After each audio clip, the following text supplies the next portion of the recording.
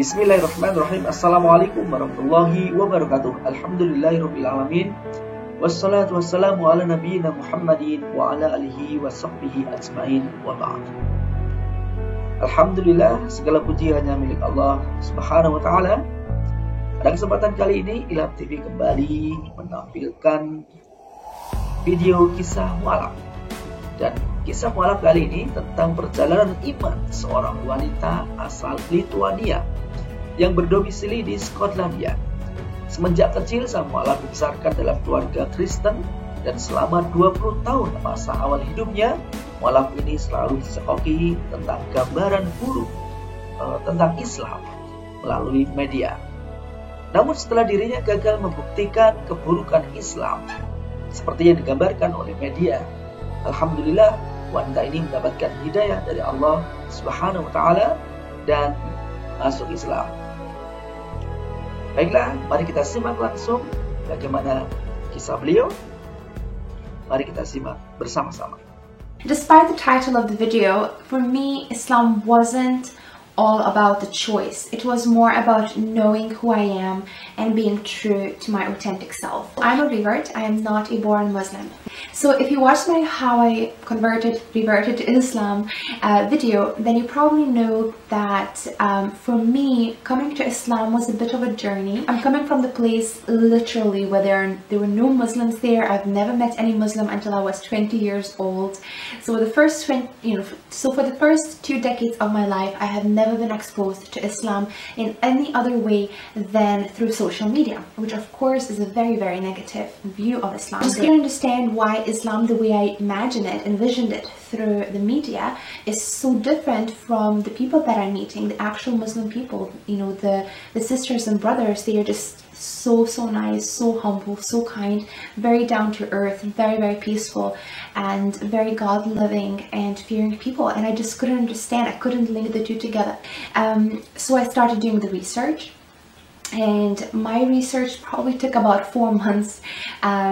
And the reason why I even started it is not to sort of see the true Islam, but almost to prove the people that I know that they are wrong.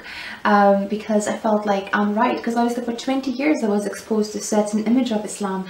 And at that time I had this idea in my mind, like, there is no way media can be wrong, right? Like, at some point when I was about 14, 15, I was even thinking to study journalism for quite a long time of my teenage years.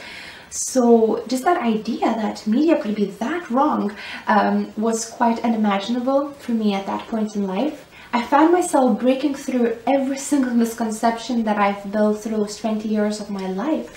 So it took me maybe about 4 months of studying. So when I say studying, I really mean that I wanted to be fair. I didn't want to see why Western society thinks Muslims do that, but I really wanted to understand why Muslims think they do certain things. So I really had to watch some scholars, read some articles, definitely read the Quran as well. I remember it took me about 4 months until I was like, wow, like it just blew my mind. I remember it was almost like a light bulb moment, that realization that there is God. So for me, you know, coming from the point of atheism and then 4 months really just breaking through my own head and breaking through all the misconceptions and coming to the point of peace and stillness and complete realization that there is God. It's also important to tell you guys that as a child, I was a Christian and I actually believed in God. In order really for me to unlink myself from Christianity, I had to prior study it and actually truly understand, because I'm the type of person, like, if I don't understand something, I'll go all in, up with all my energy, and I will try to study and figure out what's happening there. So that's what I've done, and through my studies of Christianity, I dissociate myself with it, but I still believed in God. Therefore, I started studying older monotheistic religion and Christianity, which is Judaism. I never met any Jew in my life, and I still, as a teenage girl at that age, maybe 16, 17, I started looking into Judaism, because I was like, look, if I believe in God, which I truly did at that time, and I am, you know, I believe in one God, then I must be either Jew or a Christian, right? At that stage, that's how I thought. And then I looked into Judaism, and again, there were a lot of concepts that I just didn't agree with, because it felt to me like culture came to play a big role in the way that we practice Judaism today. So I think around that time, being around 17, 18, I lost all faith. I lost my faith in God. I lost even interest of learning anything further, and I became a complete atheist. So now coming back to when I was around 20 years old, meeting Muslims and studying about Islam, I remember what I loved the most about reading the Quran and sort of learning through the eyes of Muslims is that they always point to the very original source, the 1,400 years old book, as well as the hadith of the Prophet ﷺ, and just that passion of following our Prophet as closely as possible. Doesn't matter that was 1,400 years ago, doesn't matter that was in the middle of the desert, doesn't matter that it doesn't have much of a link to our society the way it's right now with all the digital world. They still try so hard to link every action that they do to the original message of the Prophet and the original message of the Quran.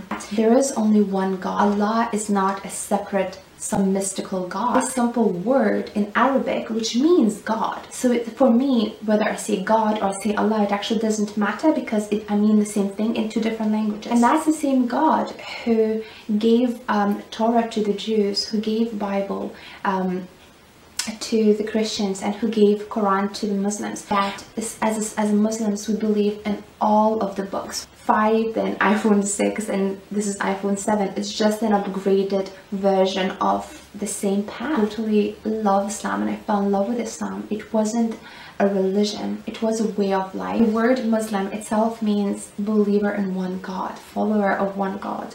And Islam as a word in Arabic means peace. So for me, Islam is just this peaceful way of life. I was saying that Islam is not really a choice for me, is because I remember after 4 months of studying Islam and Quran and kind of getting all my misconceptions just shattered in my head, and seeing really just the beauty of Islam and the beauty of the Quran, I remember just sitting on a bed knowing for damn sure there's God, and knowing that as someone who believes in one God, I also believed in the Quran, and I also believed in all the prophets, including Prophet Muhammad ﷺ.